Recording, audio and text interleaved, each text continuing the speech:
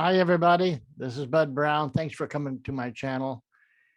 Hey, I need to get something off my chest. And since we're all friends here, who better to cry on their shoulders? So I may not even post this, but I gotta get it off my chest anyway. Most everybody has been so kind with their comments. And I got a sad news the other day that one of my loyal fans and a friend who lived on Cebu Island, but when he come to Dumaguete, he'd always stop by and see me, and I just had a lot of respect for him. But he passed away, and so I want to honor Donald Hubbs, a great guy. So anyway, he was a good man. He was a kind man, and there's something about people's character that comes out when they're not being watched, or people don't know who they are. I'm talking about the keyboard warriors. So as you know, I've been here and in the Philippines for a while, several years. I've been here in Dumaguete, I think 7 years or so. And probably people think, and I don't want to give this impression, that I have no problems.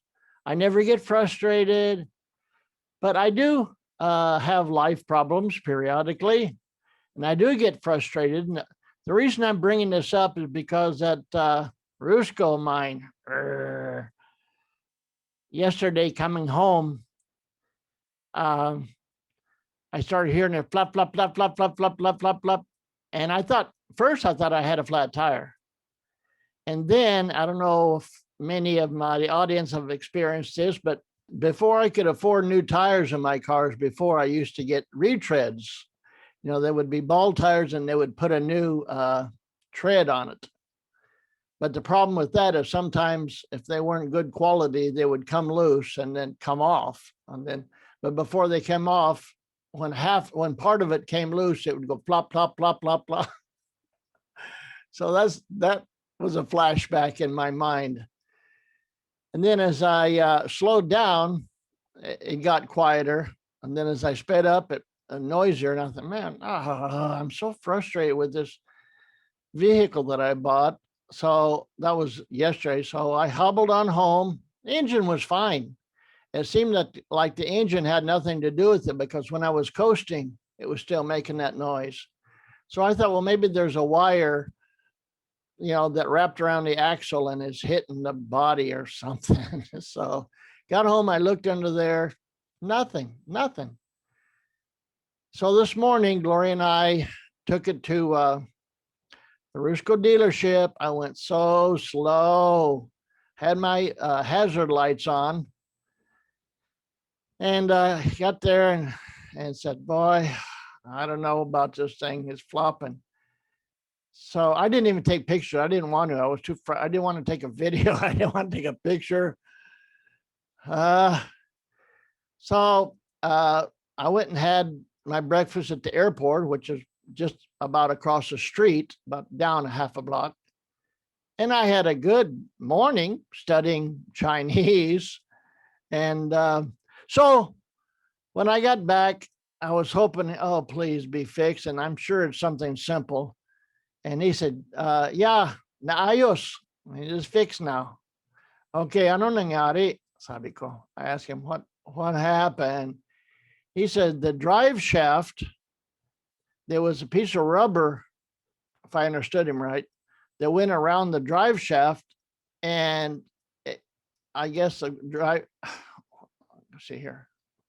The drive shaft is in the middle here, and one piece of rubber came off. And so it was flopping around the drive shaft and hitting the bottom of the body of the Blue Boy. And I that thought did cross my mind that it might have been the drive shaft, because it was flapping more quickly than the tires were rotating. You know what I mean? A tire has a certain rotation, but the drive shaft has a faster rotation. So that kind of popped in my mind, but I thought I had to let them take care of it. So he fixed it, no charge. And so I came on home. But here's the thing. I know some people will say, you know, you thought your leg was going to be cut off, but they only cut off your foot, so you should be happy. You know what I mean? Like, I have no right to be frustrated. And one comment, hey, you talking about you have to have patience. Why, you've been there so long and then you're still frustrated? My answer is yes, I still get frustrated. But even besides all that, I want to tell you a little story about me and Glory. You know, we've been married a long, long time. And when we lived on Cebu Island, my teeth were not in good shape. And so I had extensive dental work done.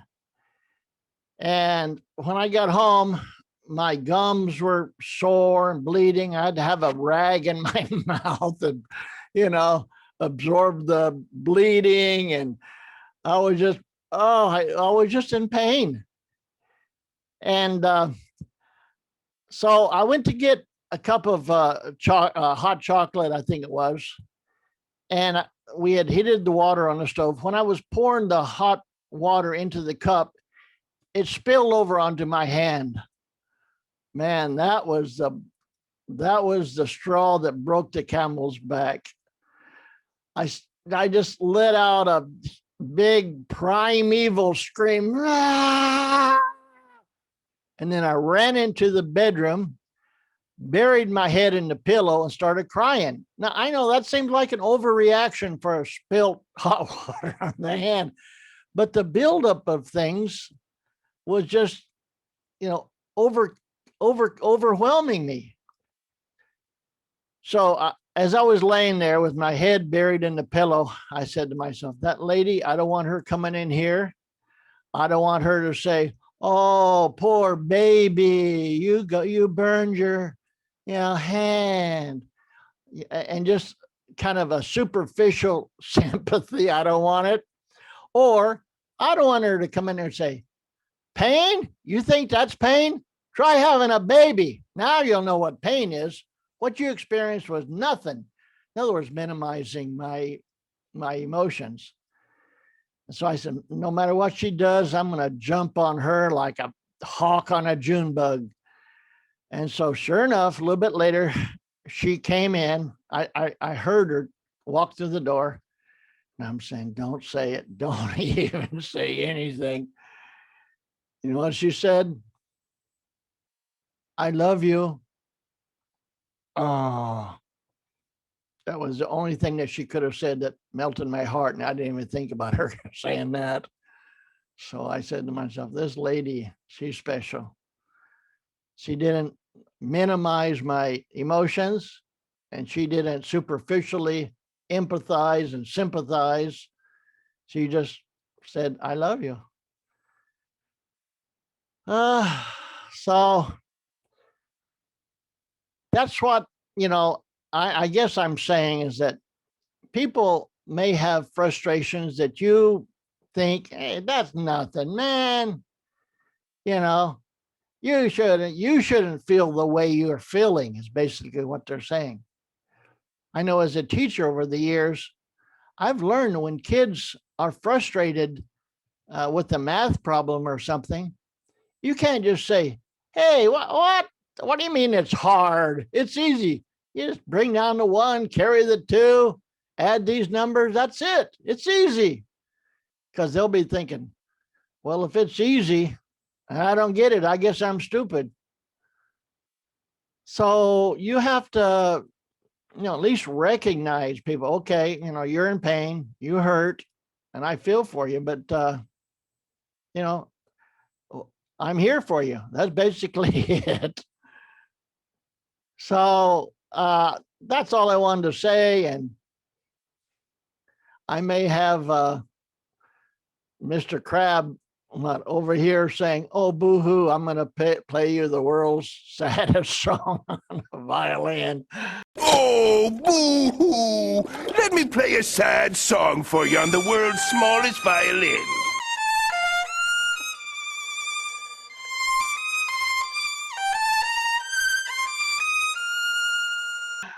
But I just want to say, normally I have a good attitude. I'm cheerful. I'm optimistic. But I'm human too. I have frustrations, and maybe the frustrations are little things to you. But when frustrations build up, they become big frustrations.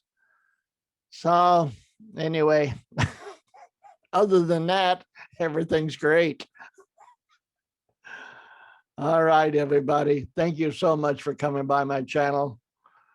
Next time, I'll be in a more cheerful mood. Although I'm in a pretty good mood now that the Blue Boy is fixed. But okay, that's it. Talk to you later. Have a great day. See you later. Bye-bye.